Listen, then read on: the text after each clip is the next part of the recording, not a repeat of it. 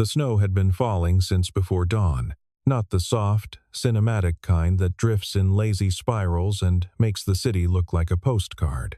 This was the other kind, the kind that comes in sideways on a northeast wind, that turns sidewalks into traps and piles against doorframes in gray, gritty ridges. By 7 in the morning, South Beacon Hill looked like it had been erased. The coffee shops opened anyway. The buses ran late. People hunched their shoulders and moved fast, not looking up. Clara Whitmore had been awake since 5. She sat in the back seat of a gray sedan, not a town car, not anything that would draw a second glance, and watched the city come to life through a window fogged at the corners. She wore a dark green puffer coat she'd bought at a Costco 2 years ago and had never actually used until today. Her hair was pulled back.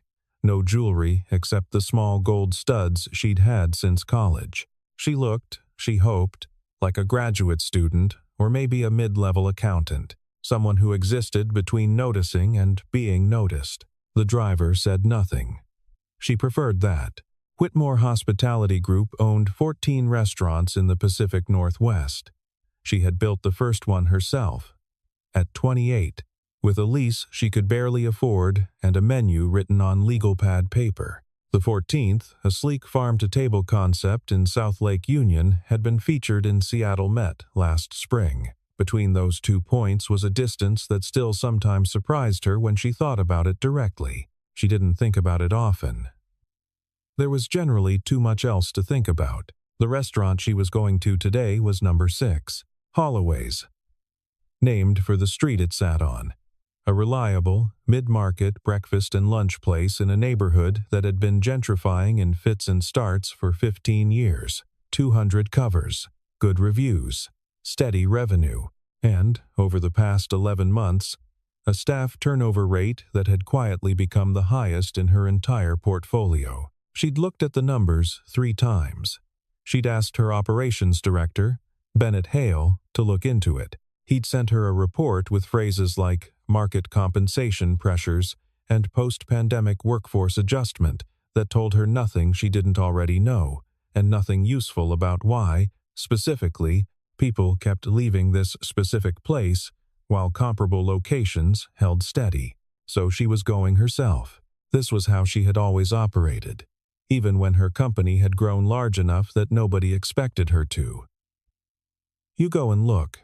You sit in the corner and you watch. You order coffee and you stay quiet and you let the place show you what it actually is, rather than what the reports say it is. Reports describe the shape of a thing. They cannot tell you what a thing feels like from the inside, and a restaurant is, above everything else, an experience of being inside it. The sedan slowed. The restaurant appeared through the snow-warm light in the windows. The hand-lettered sign above the door slightly askew, a small blackboard outside that someone had already wiped the previous day's specials from. It looked like a decent place. It looked like a lot of places. Clara got out, thanked the driver, and walked inside. The warmth hit her first, that specific restaurant warmth, dense and layered. Coffee and butter and something savory underneath.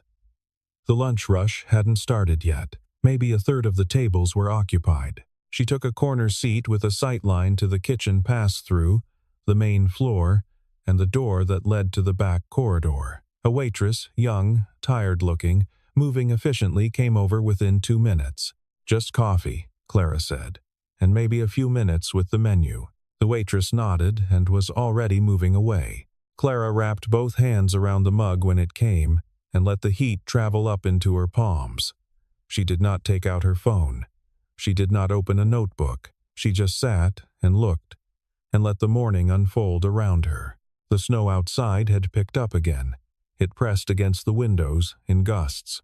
Inside, the fluorescent warmth held steady, and the sounds of the restaurant, the clink of flatware, the low murmur of orders, the rhythmic percussion of the kitchen settled into the particular frequency of a place that had been doing the same thing for a long time. She had been in hundreds of restaurants.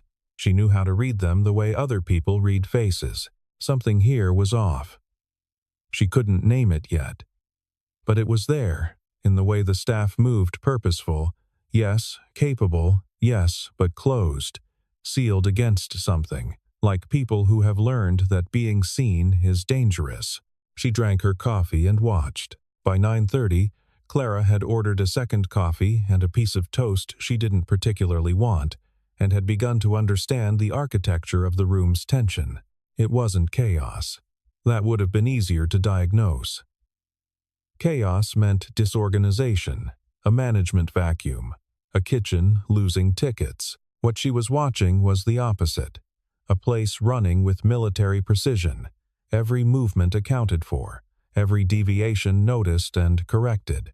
The efficiency was real. The discomfort underneath it was also real. The manager came onto the floor at 9:45. Derek Shaw was somewhere in his mid-40s, with the particular look of a man who had been told his whole life that discipline was the same thing as character. He wore his uniform shirt pressed to a crease. He moved through the restaurant with his chin slightly up, and when he stopped at a table to check on a customer, the expression he wore was something adjacent to warmth, but not quite there, like a photograph of warmth, technically accurate but missing whatever made the original convincing. She watched him correct a busser about the angle of a knife placement. The busser, a young man, probably 20, in his first real job, nodded and adjusted and nodded again. And his face had the closed, careful quality of someone who has learned that any visible reaction is a liability. He made the adjustment, stepped back, waited to be dismissed. Derek moved on without acknowledging the correction had been made correctly. That moment told Clara more than the personnel file had. She watched Derek take a server aside and speak quietly and quickly, and she watched the server's posture change during the conversation. A small, incremental collapse, the shoulders rounding forward a quarter inch, the chin dropping. The server nodded 3 times and went back to work. Clara knew this type. She had hired versions of him and eventually had to let them go. People who confused control with competence. Who interpreted the anxiety of their staff as evidence of their own effectiveness. Who built systems in which being wrong was too costly, and then were mystified when people stopped bringing them problems, and then discovered they had problems they hadn't known about. The numbers made more sense now, but something else was pulling at her attention. One of the servers was different.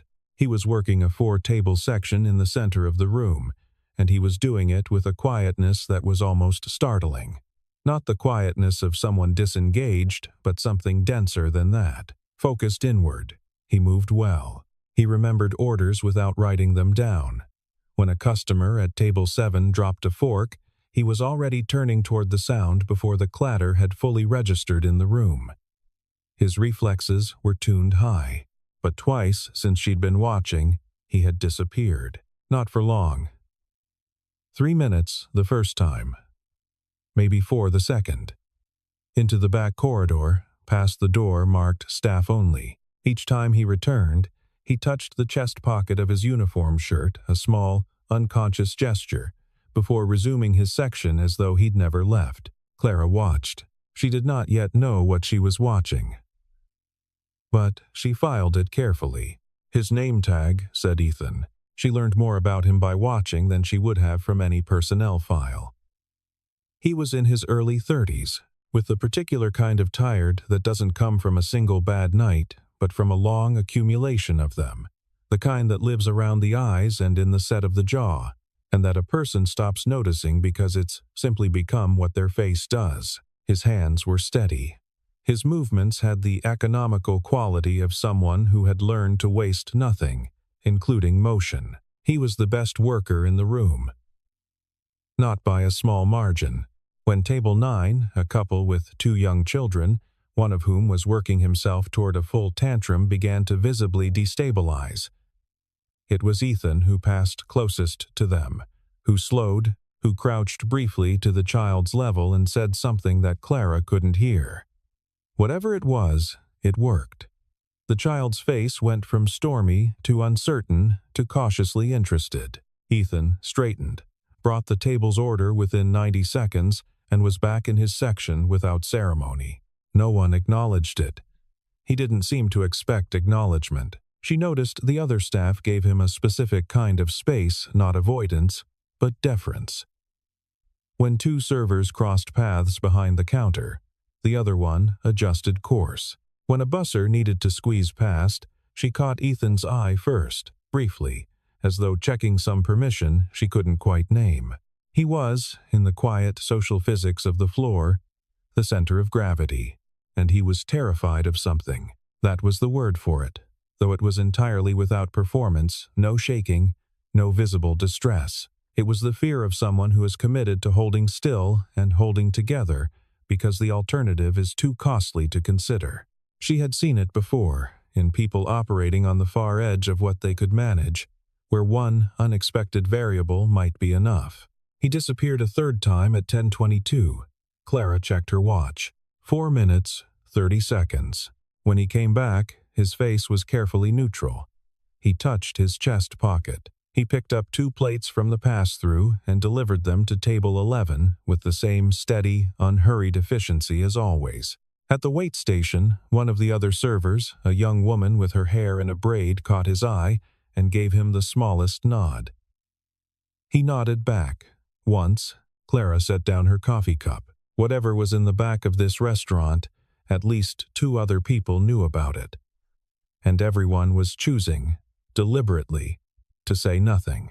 She thought about the turnover numbers again. She thought about what it meant to work in a place where the manager was the kind of man who corrected knife angles, and where the one decent human being in the room was carrying something heavy and hidden. She ordered a third coffee and kept watching. There was something else she noticed. Something harder to articulate, but persistent. None of the other staff looked at Derek Shaw unless they had to. Not avoidance exactly, they were professionals. They responded when addressed. They executed their functions without visible defiance. But there was a quality to the way they held themselves when he was nearby, a slight increase in self-consciousness, the way a person's posture changes when they know they're being evaluated. It was, Clara thought, the body's honest response to a particular kind of authority. Not the kind that compels loyalty, but the kind that compels compliance, which are very different things and produce very different workplaces. She had been in enough rooms to know which one she was in. The server with the braid refilled her water without being asked and didn't make eye contact. When you're invisible by design, you accept what the invisibility gives you. In this case, it gave her the unguarded version of everything the floor as it actually was, rather than the floor as it arranged itself when the owner walked through. What it actually was, talented people working efficiently in a room that provided them no warmth and expected none in return. A machine, technically functional. A place, fundamentally uninhabitable. She understood now, more completely, why the numbers looked the way they did. By 11, the lunch crowd had begun to trickle in, and the floor thickened with bodies and noise and the stacking pressure of multiple simultaneous demands. Ethan's section expanded. He absorbed it without complaint, taking on 2 tables from a coworker who'd been pulled to a private event setup in the back room. He was covering 6 tables now, alone. Clara watched him manage it, the constant recalibration, the small adjustments, the way he could hold 4 conversations in his head while physically doing something else entirely. It was the kind of competence that looks effortless until you try to do it yourself and realize how much is underneath. But the disappearances continued. Every 40 minutes or so, give or take, never longer than 5 minutes. Always to the back corridor.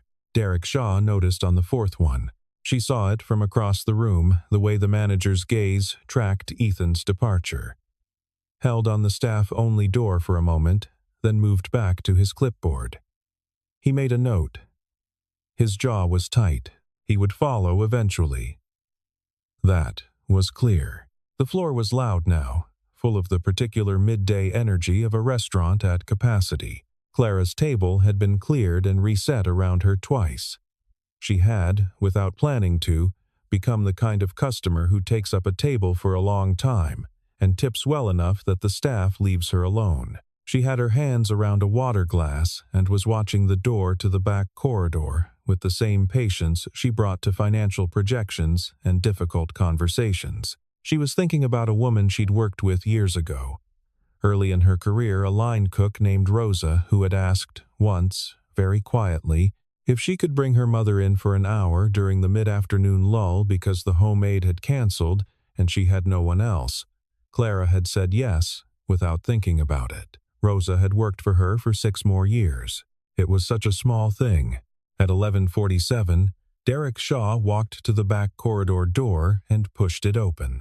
The room didn't go silent, it was too loud for that. But something changed in the register of the noise. Clara felt it more than heard it.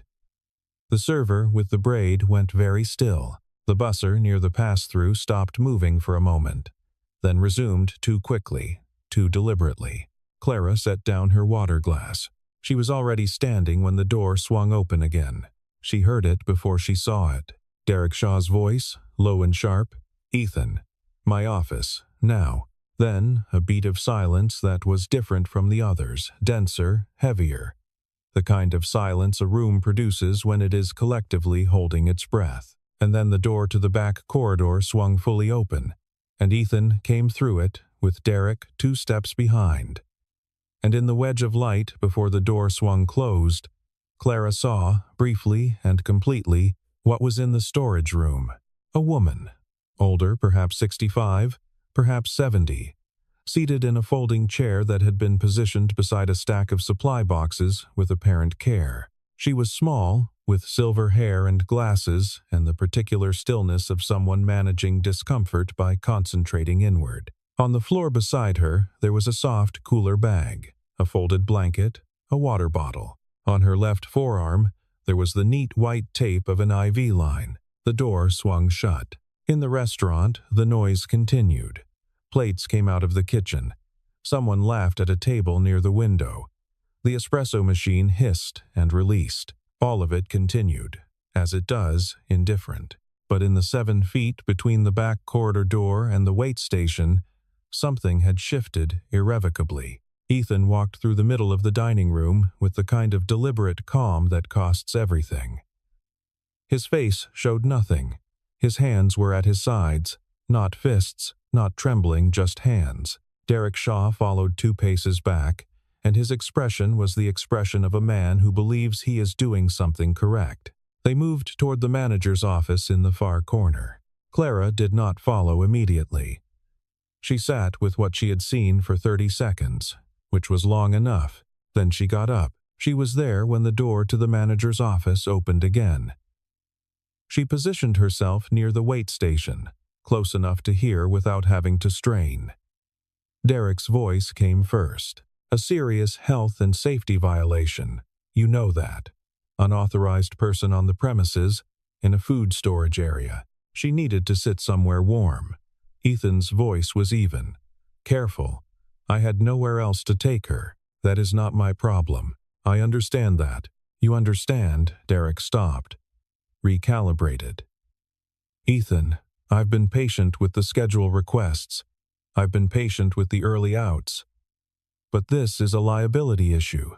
This is my license on the line. I know." A pause. "I know, Derek. Then you know I don't have a choice here." A longer silence. "If I leave her alone," Ethan said, and his voice was still even, still controlled, "she might not survive the day." The words came out quietly, not as a plea, not as a performance, just as a fact, offered up like a stone placed on a table. "Here it is. This is what is true. I am not asking you to carry it. I am only telling you it exists." The silence after them lasted several seconds. Then Derek said, "I need your apron and your name tag before you leave." Clara pushed the door open. She hadn't planned the exact moment. She had only known that she was going to enter that room, and the moment had arrived. Both men looked at her. Derek, with the immediate irritation of someone who has just had a private moment, interrupted. Ethan, with nothing, no expression at all, the face of a person who has used up their available reaction and has nothing left for surprises. "I'll need a minute with both of you," Clara said. Derek's voice sharpened. "Ma'am, this is a private. I know what it is." She reached into her coat pocket and laid her business card on the desk between them. My name is Clara Whitmore. I own this restaurant." The silence that followed was of a very specific quality. Derek Shaw looked at the card. He looked at her. He looked at the card again. The blood moved out of his face in a way that was almost interesting to watch. A slow, comprehensive withdrawal, like a tide going out. Ethan didn't move. He looked at the card, and something shifted in his expression, not relief, not calculation. Something quieter, like a person who has been waiting to fall and has simply registered that the ground is close. Clara picked up the card. She had put it down to establish fact, not to leave it. "Mr. Cole," she said. She had read his name from the schedule posted outside the door. "Please go be with your mother. I'll come find you in a few minutes." He looked at her for a moment. Something passed across his face that she didn't try to name. Then he left. She turned to Derek Shaw. She didn't raise her voice. She had learned, years ago, that volume was a tool for people who needed their authority performed outward because they weren't certain it existed. She didn't have that problem. "I've been here since 7 this morning," she said. "I watched you correct a busser about flatware alignment. I watched you pull a server off the floor for what sounded like a 90-second conversation that left her visibly shaken. I watched you run a floor that functions well by every technical metric and is absolutely miserable to work in. I don't. The turnover rate at this location is twice the company average," Clara said. "I've been trying to understand why for several months. I understand now." Derek's jaw worked. "With respect, what happened today is a clear violation of what happened today is that a man brought his sick mother to work because he had no other option and was too afraid of you to ask for help. She let that settle. Those are two separate problems. Both of them are yours. I've been managing this location according to company standards. You've been managing it according to your understanding of company standards," Clara said, "which, as of today, is out of date." She told him, in clear and specific terms, what the next steps would be. The HR conversation, the written notice, the transition period. She was fair. She was not cruel. She also did not leave room for negotiation.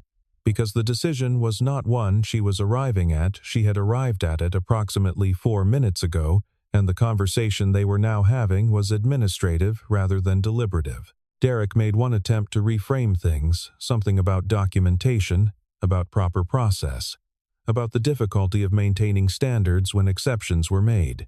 She listened to all of it. She let him finish. "You're not wrong that there are processes," she said. "The problem is that you used those processes to make a man choose between his job and his mother's life. And you made that choice at 11:40 on a Tuesday, with no attempt to find another solution." She paused.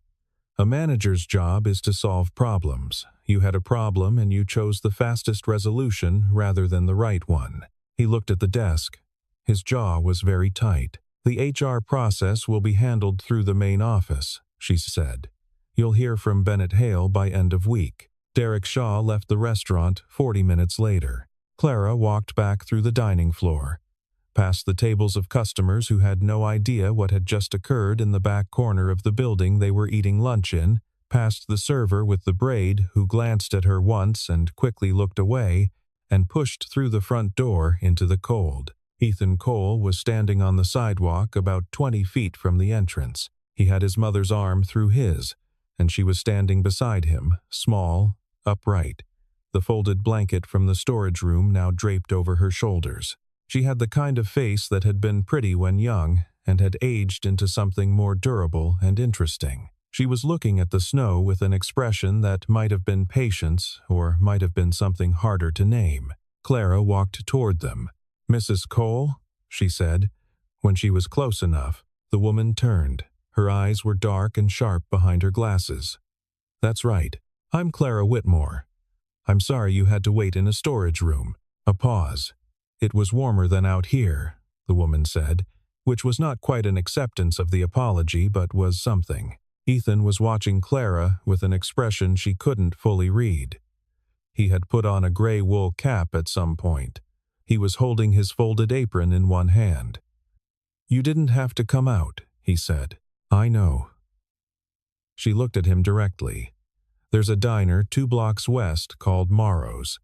Will you let me buy you both lunch? I'd like to talk. A long pause. The snow came down around them, light and relentless. All right, Ethan said.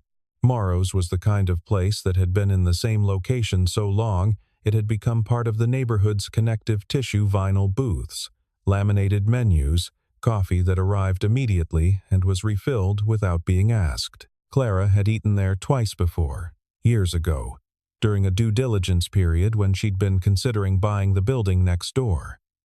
She hadn't bought it. She'd thought about it sometimes. They took a booth near the window.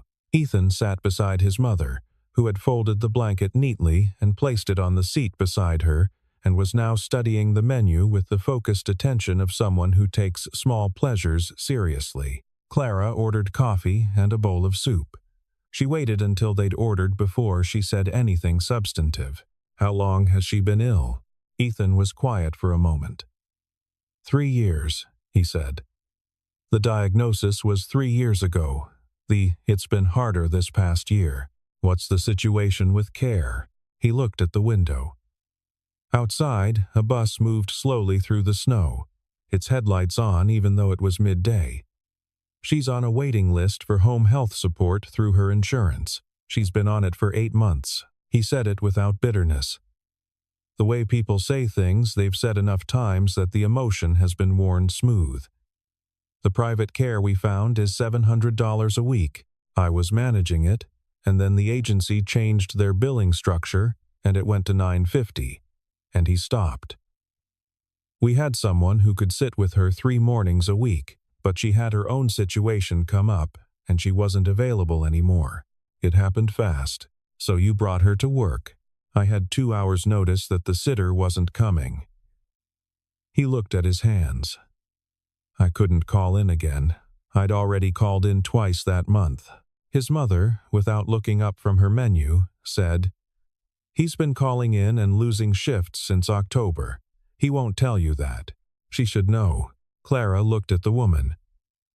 What's your name? Lorraine. How are you feeling today, Lorraine? Lorraine considered this with apparent seriousness. Better than Tuesday, she said. Worse than I'd like. She closed her menu. I told him to find another way. He's too stubborn. I was handling it, Ethan said. And the way he said it, quiet, not arguing, just stating a fact that he needed to exist, told Clara more about the past year than the rest of the conversation had. She drank her coffee. She thought about the shape of the problem. It was not a new shape. She had seen versions of it before, in different configurations, in the lives of people who work jobs where the margin between managing and not managing is extremely thin, and where one unexpected event, a sick parent, a canceled sitter, a burst pipe is enough to tip the whole thing over. She had built her first restaurant before she had any real understanding of this. Her first hires had been people roughly her own age, without dependence, energetic and untethered in the way that early 20s allows. The accommodations she'd never had to make were the ones she'd never thought to make. That particular blindness was available to her for a long time before it became visible. It was visible now.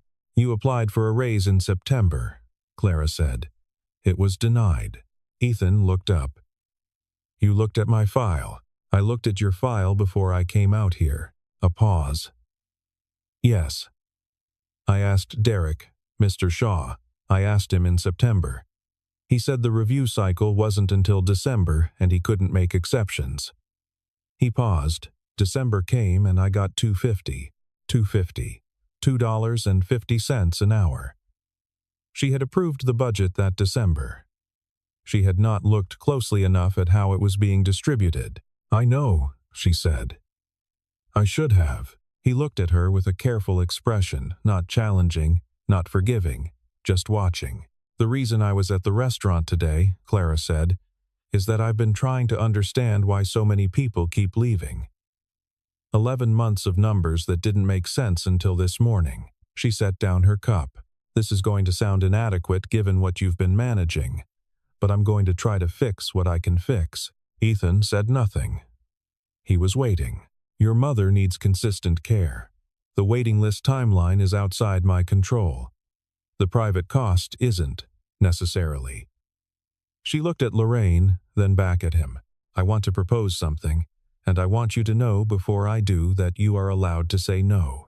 The offer, as she laid it out, was the obvious one. Management role. The location had an opening now, in any case. Better pay, she named a number that was meaningfully better, not tokenistically better. Benefits package. More predictable hours. She watched Ethan's face while she talked. He listened with the patient attention of someone who is evaluating something carefully rather than being carried along by it. When she finished, he was quiet for a moment. He turned his coffee cup around once on the table. I appreciate this, he said. I want you to know that. What you did today, he stopped. I'm not going to forget it. But, Clara said. He nodded, slowly. Management hours aren't even on a good schedule. It's closing some nights, opening some mornings. The unpredictability isn't something I can absorb right now. He looked at his mother. She needs to know when I'm going to be home. I need to know when I'm going to be home. If I take a management role and then something changes with her condition, and things do change, I'm back in the same position I was in, except now I'm letting down an entire staff instead of just covering my own section. He said it simply. Not as self-pity, not as excuse. Just as the honest geometry of his life laid out flat on the table so she could see the actual shape of it. Lorraine was eating her soup. She did not comment. Clara nodded. That's fair, she said. That's actually the right answer. He looked at her with mild surprise. Someone who takes the wrong job for the right reasons is still in the wrong job, she said.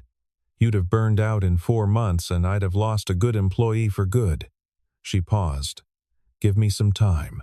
I have another idea, but I want to think through the specifics before I offer it. He studied her. You don't have to do anything else. I know that. She looked at him steadily. I want to. They finished their lunch. Outside, the snow had eased to a light, steady fall, not the aggressive morning kind, but the kind that settles gently and stays. Lorraine ate all of her soup and most of a piece of pie, and said, at one point, entirely without context, The coffee here is better than your restaurant. Clara smiled for the first time all day. You're right, she said. It is. She didn't sleep well for the following 3 nights. Not because she was troubled, exactly more because something had broken loose in her thinking. Some question that had been latent and was now insistent. She lay in the dark of her apartment and ran through the conversation at Morrow's, and the conversation before that, in the manager's office, and the conversation before that, which was every morning she had come into her company's headquarters and approved budgets and signed off on policies and not thought carefully enough about what those policies looked like from the other side of them. She was not given to prolonged guilt. Guilt, she had found, was most useful in the first hour after a mistake. As a diagnostic tool, here is what went wrong. Here is my part in it. Here is what changes. Guilt that became permanent was usually just a way of feeling something without doing anything, and she had neither the temperament nor the time for it. But something about Ethan's face, when Derek Shaw had said, "I need your apron and your name tag," that specific composure, that careful neutrality, the face of a person who has learned that the cost of reacting is higher than the cost of absorbing, stayed with her in a way that she recognized as consequential. She went back through her company's policies with the same systematic attention she had given to the financial reports. And what she found there, laid out clearly in the documents she had approved over the years, was a system built entirely around the assumption that employees lived lives without complications. It was not malicious. That was perhaps the most unsettling thing. No one had designed it badly on purpose.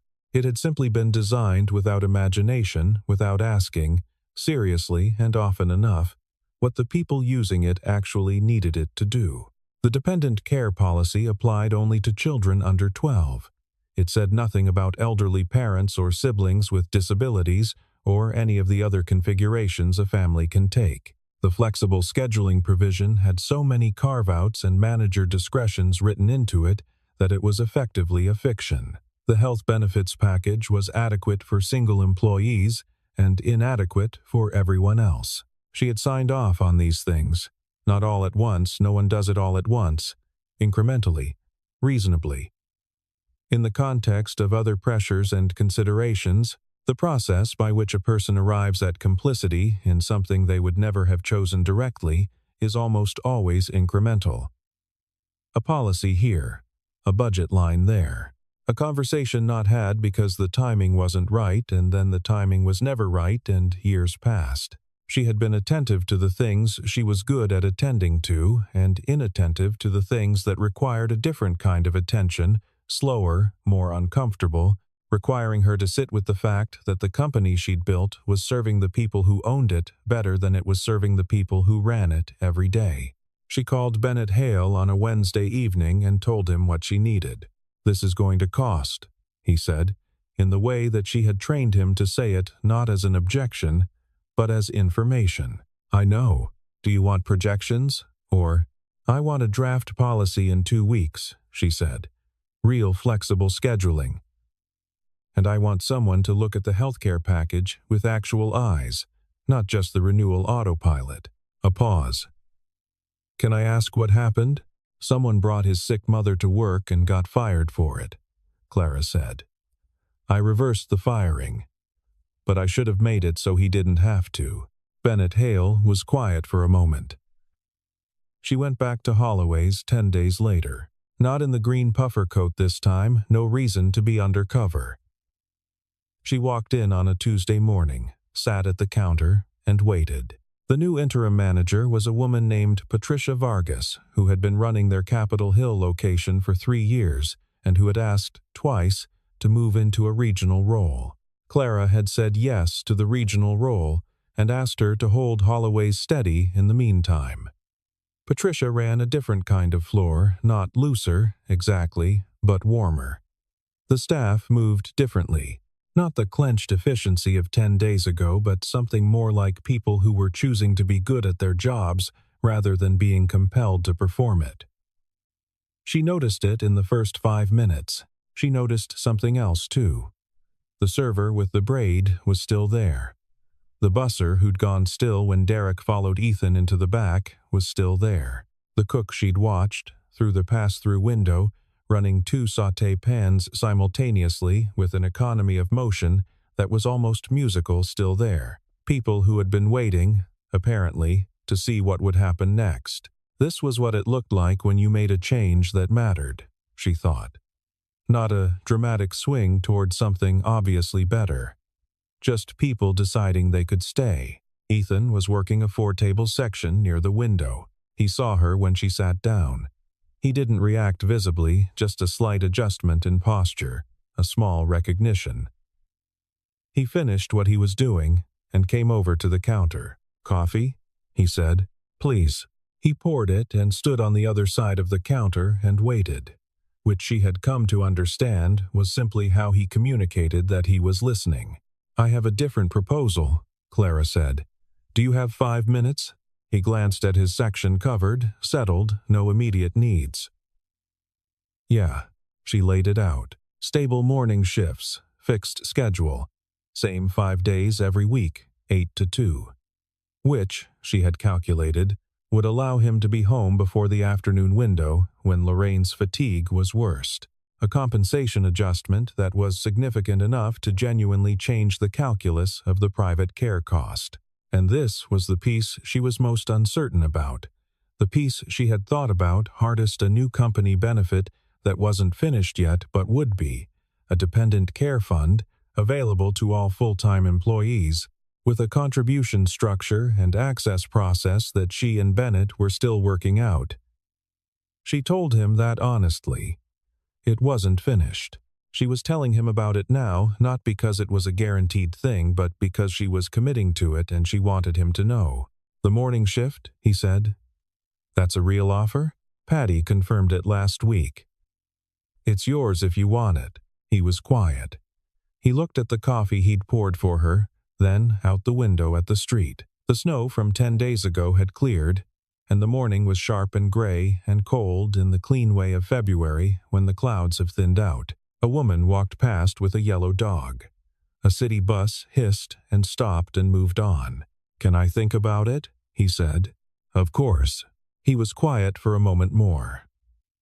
"My mom's going to ask me if you're trustworthy," he said. There was something in his voice, not quite humor. Not quite, not. "What are you going to tell her?" He looked at her steadily. "I'm going to tell her I haven't decided yet," which was, Clara thought, exactly the right answer. She had not earned trust. She had done one decent thing and made a policy change and come back with a better offer. That was the beginning of something, not the proof of it. "That's fair," she said. He refilled her coffee without being asked and went back to his section. He called 3 days later. He said yes to the morning shift. He said he'd hold off on the dependent care fund until he saw what it actually looked like, which was sensible, and which she told him so. They agreed to a start date the following Monday. She didn't mark the occasion. There was no moment that called for marking. She was in a meeting about a lease renewal in Tacoma, and she stepped out for the length of the phone call and then stepped back in and continued.